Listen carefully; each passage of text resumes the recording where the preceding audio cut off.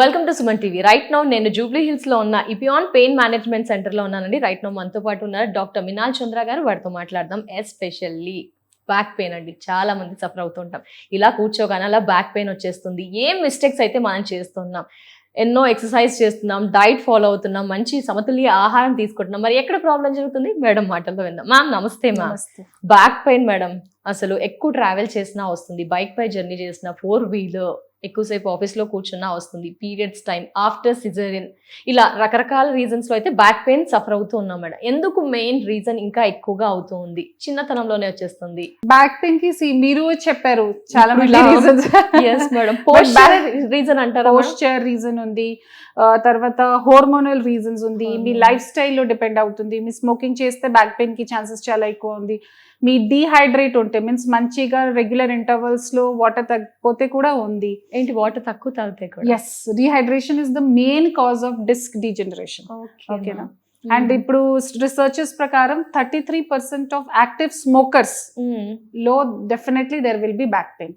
Smoking తో we related to cancer, కానీ smoking will cause back pain.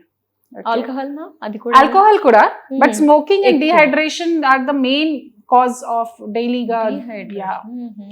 తర్వాత ఇది పోస్ట్ ప్రెగ్నెన్సీ మీరు చెప్పారు కదా, అన్ని హార్మోన్స్ జాయింట్స్ లో ఎఫెక్ట్ అవుతుంది. So SI joint reason is very common. తర్వాత software they will sit and do chase the deadlines కదా, బ్యాడ్ పోస్చర్, బ్యాడ్ చైర్, ఇది చాలా రీజన్స్ ఉంది. తర్వాత మీరు హెవీ లిఫ్టింగ్ వర్కర్స్ ఉంటే జిమ్ లో విదౌట్ వార్మప్ ఇది లిఫ్ట్ చేస్తే అగైన్ డిస్క్ ప్రాబ్లమ్ కి ఛాన్సెస్ ఉంది. ఓకే, ఫెసెట్ జాయింట్ ఉంది. మీరు చెప్పారు కదా, ఎక్కువ డ్రైవింగ్, చాలా మంది మార్కెటింగ్ పర్సన్స్ ఉన్నారు కదా, బైక్ డ్రైవింగ్ చాలా ఎక్కువగా ఉంది, ప్రతిరోజు 50-60 కిలోమీటర్స్. సో ఫెసెట్ జాయింట్స్ ఉంది, చిన్న చిన్న జాయింట్స్ ఉంది బ్యాక్ లో. సో ఫెసెట్ జాయింట్ ప్రాబ్లం వల్ల కూడా బ్యాక్ పెయిన్ కి రీజన్స్ చాలా కామన్. ప్రాపర్ మ్యాట్రెస్ లేకపోతే కూడా వస్తుందా మేడం? చాలా మంది నిద్రలో అమ్మో పట్టుకుంది అంటారు, దీని వల్ల బ్యాక్ సఫర్ అవుతుంది. మ్యాట్రెస్ లో ఏ మ్యాట్రెస్ ఏ పేషెంట్స్ కి కరెక్ట్ గా తెలుస్తుంది ఐడియా లేదు, because it depends upon your body type and habit. మీకు ఏ మ్యాట్రెస్ లో చైల్డ్హుడ్ నుంచి హ్యాబిట్ ఉంది, that is best for you. Okay, ఇది ఆర్థో మ్యాట్రెస్ ఉంది, నాన్ ఆర్థో మ్యాట్రెస్ ఉంది, హై మ్యాట్రెస్, లో మ్యాట్రెస్ లాగే ఏమీ లేదు మీకు. ఇది it depends upon your posture and it depends upon me comfort. Madam, continuous గా నిల్చొని లేడీస్ అంతా కుక్ చేస్తూ ఉంటారు, ఎక్కువసేపు కూర్చొని వెజిటబుల్స్ కట్ చేసుకోండి, కింద వర్క్స్ చేసుకోండి అంటున్నారు. అలా కూడా బ్యాక్ పెయిన్ వస్తుంది అంటారు మేడం, ఎక్కువసేపు నిల్చోవడం వల్ల? ఎక్కువ మీరు ఇప్పుడు we should not strain the body. Over use వల్ల, అండర్ యూజ్ వల్ల రెండు bad. Under use. Okay, so మీరు కంటిన్యూస్ గా కూర్చున్నప్పుడు కూడా కంటిన్యూస్ 4-5 hours వరకు మీరు సోఫాలోనే కూర్చుంటున్నారా, పని ఏం చేయలేదు, మీ బాడీలో మూవ్మెంట్ లేదు, దట్ ఈస్ బ్యాడ్. కంటిన్యూస్ గా 3-4 hours వరకు మీరు కిచెన్ లో పని చేస్తే స్టాండింగ్ లో అన్ని చేస్తే కూడా that is also bad. Okay, moderate. So మీకు మీ బాడీ విల్ టెల్ యూ. ఇప్పుడు మీరు పని చేసినప్పుడు కొంచెం డిస్కంఫర్ట్ తెలిస్తే ఫోర్స్ఫుల్ గా చేయకూడదు, రిలాక్స్ ఫర్ 5-10 minutes. ఓకే, తర్వాత బాడీలో మూవ్మెంట్ ఉండాలి, కంటిన్యూస్ గా కూర్చోవద్దు. 2 hours లో 1 hours లో 5 minutes స్ట్రెచెస్ చేయండి, 1-2 minutes కి వాకింగ్ చేయండి. కంటిన్యూస్ కూర్చున్నప్పుడు మసల్ అన్ని స్టిఫ్ అవుతుంది. ఓకే, సో ఇది బాడీ వెయిట్ ఎక్కువ ఉంటే that will effect your spine, నీ. ఓకే, సో బాడీ వెయిట్ లో కంట్రోల్ చేయాలి, ఫుడ్ హ్యాబిట్స్ మెయింటైన్ చేయాలి. ఎస్ మేడం, లేడీస్ ఇవన్నీ రీజన్స్ అయితే తెలుస్తున్నాయి మేడం, కానీ లేడీస్ ఎక్కువగా జిమ్ కి వెళ్ళడం కానీ ఎక్సర్సైజ్ చేయడం అలాంటివి అయితే చేయట్లేదు. ఫ్యామిలీ మీద ఫోకస్, రెస్పాన్సిబిలిటీస్ మీద ఫోకస్ ఎక్కువ చేస్తున్నారు. విమెన్స్ ఎక్కువగా ఈ ఎక్సర్సైజ్ కానీ వర్కౌట్స్ మీద ఫోకస్ చేయాలి అంటారా, ఈ బ్యాక్ పెయిన్ ని దృష్టిలో ఉంచుకొని? ఎక్సర్సైజెస్, యాక్టివిటీస్ చాలా చాలా ఇంపార్టెంట్ ఉంది. ఓకే, బట్ ఈ exercises should also be under supervision. మీరు suppose you're new to exercises, మీరు జిమ్ వెళ్తే సడన్ గా యూఆర్ లిఫ్టింగ్ వెయిట్, తప్పకుండా బ్యాక్ పెయిన్ స్టార్ట్ అవుతుంది, డిస్క్ ప్రాబ్లమ్, అన్ని ప్రాబ్లమ్ స్టార్ట్ అవుతుంది. స్లోగా చేయాలి, అండర్ ట్రైనర్ చేయాలి, మీ బాడీ ప్రకారం, మీ బాడీ ఇవాల్యుయేషన్ తర్వాత చేయాలి. ఓకే, సో ఇది ఒక విధానం ఉంది. ఇది మీరు జస్ట్ ర్యాండమ్ గా ఒక రోజు జిమ్ వెళ్ళినప్పుడు చలో I will do this today, ఇది రాంగ్. ఎక్సర్సైజ్ అండ్ ఫుడ్, మంచి డైట్ తీసుకోవడం వల్ల ఈ బ్యాక్ పెయిన్ రాకుండా జాగ్రత్త పడవచ్చు అంటారమ్మా? ఇది all this mechanical factors like posture, lifestyle, weight, ఇది నా చేతిలో ఉంది. కానీ కొన్నిసార్లు డ్యామేజ్ లైక్ డిస్క్ ప్రాబ్లమ్ ఉంటే ఆర్ జాయింట్ లో ప్రాబ్లమ్ ఉంటే that is not in our hand కదా. సో ఆ టైంలో మీకు ట్రీట్మెంట్ కి అవసరం ఉంది. ఓకే, మరి బ్యాక్ పెయిన్ కి సంబంధించి నడుము నొప్పికి ఏం ట్రీట్మెంట్స్ ది బెస్ట్ గా మీరు చెప్తారు?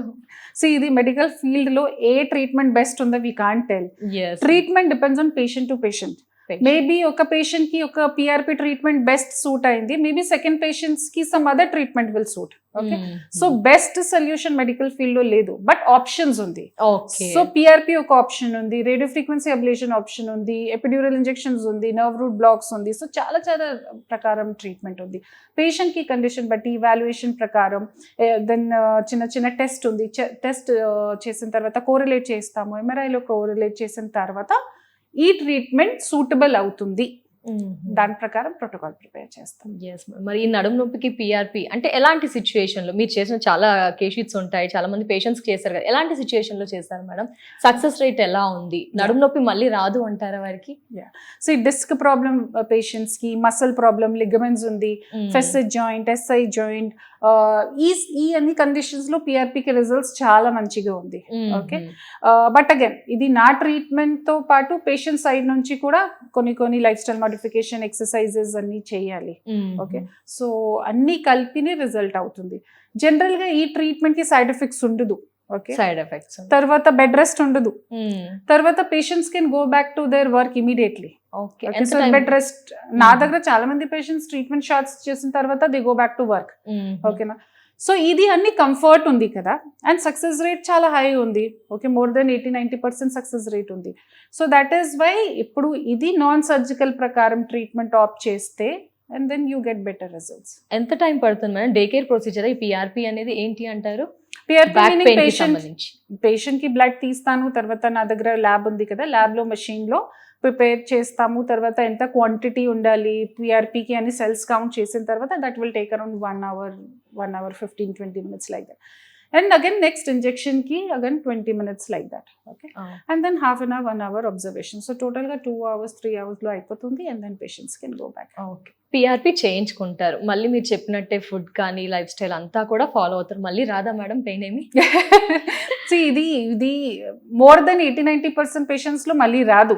ఓకే, బట్ 10-20% పేషెంట్స్ కి మళ్ళీ వచ్చే ఛాన్సెస్ ఉంది. సో అగైన్ నొప్పి ఉంటే again we will see what is the problem, ఇది వేరే ప్రాబ్లమ్ ఉందా ఆర్ ముందులాగానే ప్రాబ్లమ్ ఉందా or something that have been missed or something new has come అన్ని మళ్ళీ ఎవాల్యుయేట్ చేస్తాము. Okay, thank you so much madam. Thank you, నమస్తే.